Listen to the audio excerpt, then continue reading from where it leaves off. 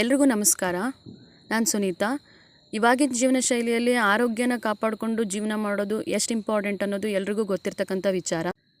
ಈ ಒಂದು ಉದ್ದೇಶನ ಗಮನದಲ್ಲಿಟ್ಕೊಂಡು ಆರೋಗ್ಯ ಕಾಪಾಡ್ಕೊಳ್ಳೋದಕ್ಕೆ ಒಂದು ಸಣ್ಣ ಸಹಾಯ ಆಗಲಿ ಅಂತ ಹೇಳಿ ಒಂದು ಮಿಲ್ಲೆಟ್ ಪೌಡ್ರನ್ನ ರೆಡಿ ಮಾಡ್ತಾ ಇದ್ದೀನಿ. ಅದನ್ನು ಹೇಗೆ ಮತ್ತು ಯಾವೆಲ್ಲ ಪದಾರ್ಥಗಳನ್ನು ಬಳಸ್ತೀನಿ ಅನ್ನೋದನ್ನು ಹೇಳ್ತಾ ಹೋಗ್ತೀನಿ. ಇದಕ್ಕೆ ನಾನೊಂದು 35 ಬಗೆಯ ಐಟಮ್ಸನ್ನು ಬಳಸ್ತೀನಿ.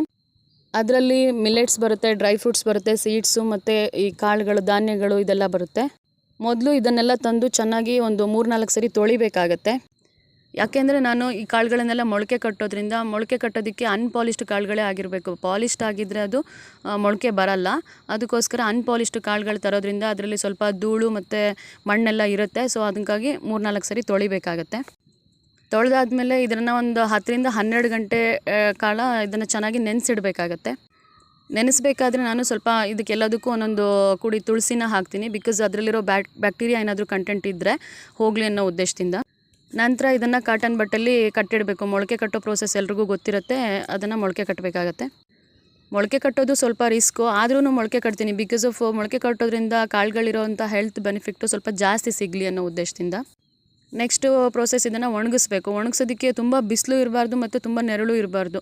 ಬಿಕಾಸ್ ಅದರಲ್ಲಿರೋ ಡ್ರೈ ಆಗಬೇಕು, ನೀರು ಐಟಮ್ಸ್ ಎಲ್ಲ ಸ್ವಲ್ಪ ಡ್ರೈ ಆಗಬೇಕಾಗತ್ತೆ. ನೆಕ್ಸ್ಟು ಅದನ್ನು ಒಂದು 3-4 ಡೇಸು ನೆರಳಲ್ಲಿ ಸ್ವಲ್ಪ ಒಣಗಿಸ್ಬೇಕಾಗತ್ತೆ.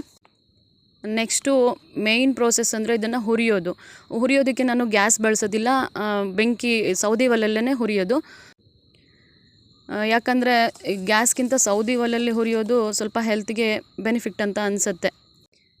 ಮೇಯ್ನಾಗಿ ಹೆಲ್ತ್ ಇಂಟೆನ್ಷನ್ ಇಟ್ಕೊಂಡು ಮಾಡೋದ್ರಿಂದ ಎಲ್ಲೆಲ್ಲಿ ಹೆಲ್ತ್ಗೆ ಸ್ವಲ್ಪ ಜಾಸ್ತಿ ಬೆನಿಫಿಟ್ ಇದೆ, ನನಗೇನೇನು ಅವಕಾಶಗಳಿದೆ ಅದನ್ನು ಬಳಸ್ಕೊಳ್ತಾ ಹೋಗಿದ್ದೀನಿ. ಕಡಿಮೆ ಉರಿ ಇಟ್ಕೊಂಡು ಕಾಳುಗಳು ಏನು ಹಾಳಾಗದೇ ಇರೋ ಥರ, ಹೊತ್ತದೇ ಇರೋ ಥರ ಅದನ್ನು ನೀಟಾಗಿ ಫ್ರೈ ಮಾಡಬೇಕಾಗತ್ತೆ. ಈ ಮಿಲ್ಲೆಟ್ ಪೌಡ್ರಲ್ಲಿ ಮೇಯ್ನ್ ಅಂತ ಅಂದರೆ ಕಾಳುಗಳನ್ನು ಒಣಗಿಸೋದು ಮತ್ತು ಹುರಿಯೋದು, ಇದೆರಡು ಕರೆಕ್ಟಾಗಿ ಆಯಿತು ಅಂತಂದರೆ ಪೌಡರ್ ಕೂಡ ತುಂಬ ಚೆನ್ನಾಗಿ ಬಾಳಿಕೆ ಬರುತ್ತೆ. ಇದನ್ನು ಯಾರೆಲ್ಲ ಯೂಸ್ ಮಾಡ್ಬೋದು ಅಂತಂದರೆ 3 ವರ್ಷದ ಮೇಲ್ಪಟ್ಟು ಯಾರು ಬೇಕಾದರೂ ಯೂಸ್ ಮಾಡ್ಬೋದು. ಮಕ್ಕಳಾಗಿರ್ಬೋದು, ವಯಸ್ಸಾದವರು, ಅಥವಾ ಹೆಲ್ತ್ ಇಶ್ಯೂಸ್ ಇರೋರು, ಬ್ಯಾಚುಲರ್ಸ್ ಆಗಿರ್ಬೋದು, ಅಥವಾ ಈ ಜಿಮ್ಗೆಲ್ಲ ಹೋಗೋರು, ಯಾರು ಬೇಕಾದರೂ ಯೂಸ್ ಮಾಡ್ಬೋದು. ಸ್ಪೆಷಲಿ ಮಕ್ಕಳಿಗೆ ಇದು ತುಂಬ ಯೂಸ್ ಆಗುತ್ತೆ. ಅವುಗಳ ಹೆಲ್ತ್ ಕೂಡ ಬ್ಯಾಲೆನ್ಸ್ ಆಗುತ್ತೆ, ಚೆನ್ನಾಗಿರುತ್ತೆ. ನಿಮಗೆ ನೋಡಿದ್ರೇ ಗೊತ್ತಾಗುತ್ತೆ. ಇಷ್ಟೊಂದು ಐಟಮ್ಸ್ಗಳನ್ನು ಹಾಕಿ ಮಾಡ್ತಾಯಿದ್ದೀವಿ ಅಂದಾಗ ಅದರಲ್ಲಿ ಪ್ರತಿಯೊಂದು ಕಾಳುಗಳಲ್ಲೂ ಕೂಡ ಹೆಲ್ತ್ ಬೆನಿಫಿಟ್ ತುಂಬಾ ಇರುತ್ತೆ.